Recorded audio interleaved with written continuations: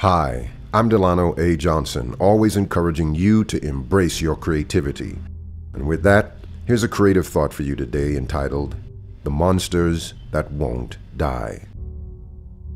When we experience hurt and betrayal from someone, particularly people that we're close to, those mental scars are branded into our emotional backsides, and that pain is truly unforgettable.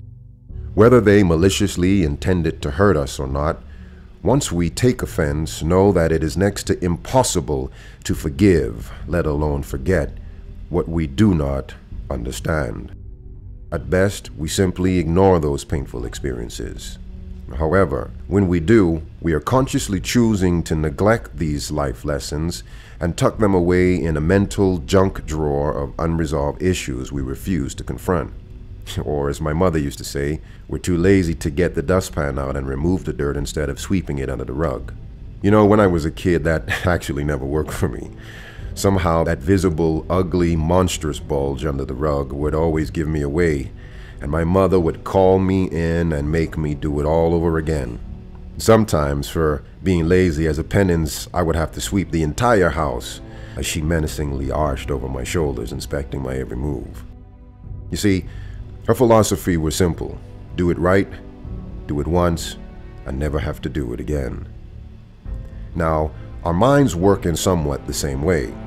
Whatever experiences are unresolved in our lives, our subconscious will categorize it as incomplete and still active. You know, it doesn't matter how old we get, the principle is still the same.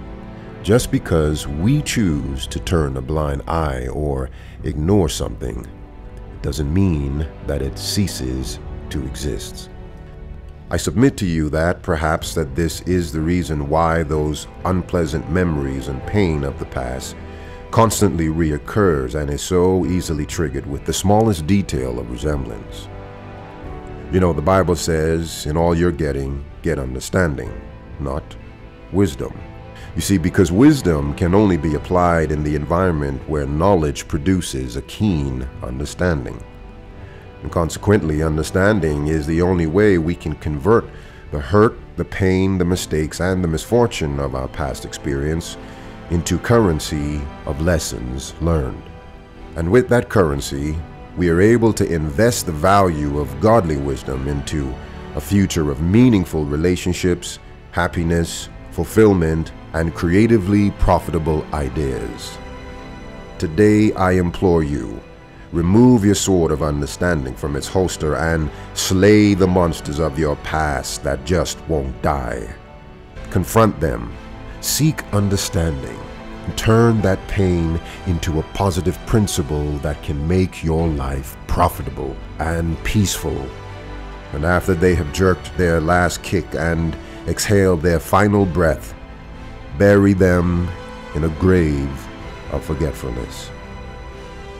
Today, remember that your creative mind is at its peak performance when it is liberated from the monsters of your past that can die.